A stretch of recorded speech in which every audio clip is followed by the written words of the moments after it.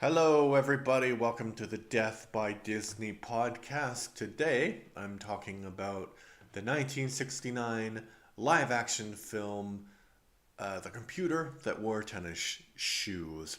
My mission on this podcast is to watch and review every single Disney film that has ever been released, and this is certainly one of them. Usually I say that when I didn't like a film, but actually I did kind of like this film. I gave it 7 out of 10. You'll see why in a moment. I'll give you a synopsis of the film, my review, any trivia that's appropriate, and a positive review and a negative review, and I'll interact with that to see what other people think about the movie. Okay, so the movie stars Kurt Russell, Cesar Romero, and Joe Flynn. At Medfield College, an accident with a donated computer gives Dexter Riley the ability to remember any knowledge learned instantly and perfectly. So here's my review. 7 out of 10, remember? So I watched this with my son who was 11, and he was expecting a much more literal interpretation of the idea of a computer wearing tennis shoes. I kind of knew what to expect because I think I may have seen this film before.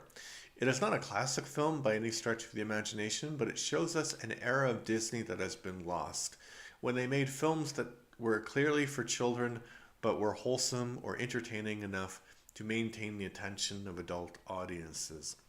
Kurt Russell does a very good job in the main role, and this film is full of zany performances from the supporting cast.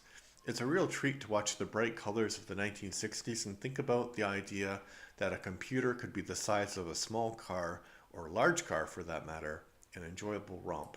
Now, in that review, I did something that I really don't like, which is when people say, oh, this is from a different time. This is when Disney was really Disney. Because what Disney is kind of complicated. It's a company with very long history, and it's changed so many times. So this film doesn't represent like a golden age of Disney. It just represents what Disney was like in 1969. So they were much more focused on, um, live action films.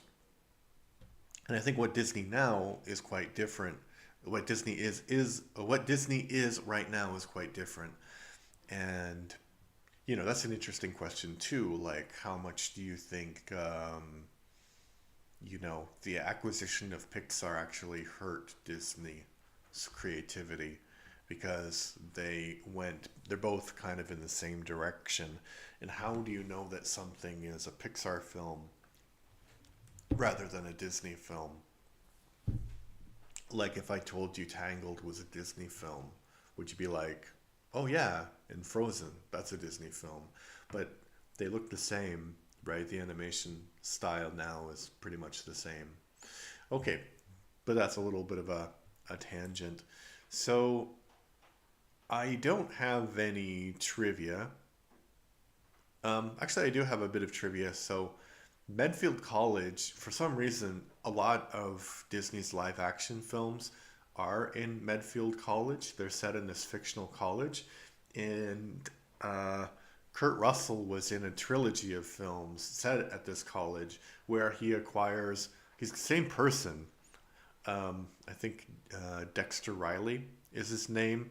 And I don't know if it's more of like a sitcom situation where the reality sets back to the way it was when the movie finishes, because I haven't watched the other two.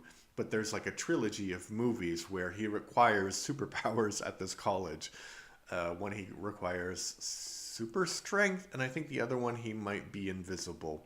So, kind of interesting idea. And I'm looking forward to watching those movies. Okay, that's the trivia. Now I'm going to give you a negative review and interact with it, and a positive review and interact with it, just to see what other people thought about this movie. 1 out of 10, unbearable. This is just another one of those naive, half-baked 60s movies that's not even good to show its face in a movie theater. The plot seemed really interesting. A kid getting a computer into his head. If only the movie were as good. Ugh, it's just horrible. Life's time on Earth is too precious to waste, and watching this movie would be an excellent way to waste it. It's like repeating the same scenes over and over and over again with different lines. I actually fell asleep during it. This was actually on Netflix, and the extremely corny movies are never listed on there. I really can't believe they listed this. Please don't see it. Take my word for it. And that's from Greenleaf 2 from 2005 when Netflix was good. Not it wasn't good because it had this movie. It's just you know what happened. You're alive now. You have to have 10 different streaming services to watch anything legally. Yeah, I don't know. I can understand if you fell asleep that you might not understand what happened. Although the plot is not that complicated. I didn't really feel that it was repeating a lot of different things. It was a fun movie for me. Okay, and here's a positive review. 10 out of 10. Wow, haven't seen this, but it's got Kurt Russell in it. Not to mention a very interesting title. And that's from Bevo13 uh 670. Yeah. I don't know why you would go on a movie review, television review site and say, yeah, it looks great, 10 out of 10, and if you haven't actually seen it. I know that people do that all the time, especially with movies they feel like disagrees with their political take on the world. I know that people do that, but I don't. I don't think that's right. And there are movies that certainly got review bombed, like Cinderella, the 1930s, the 2025 version, and I did see that, and I didn't like it. But you know what? I watched it. I didn't like criticize it before actually watching it, and I haven't seen Little Mermaid, so I don't the remake, so I don't know if it's good or not. We'll find out later. So I think it's really egregious to write a bad review of something if you haven't seen it.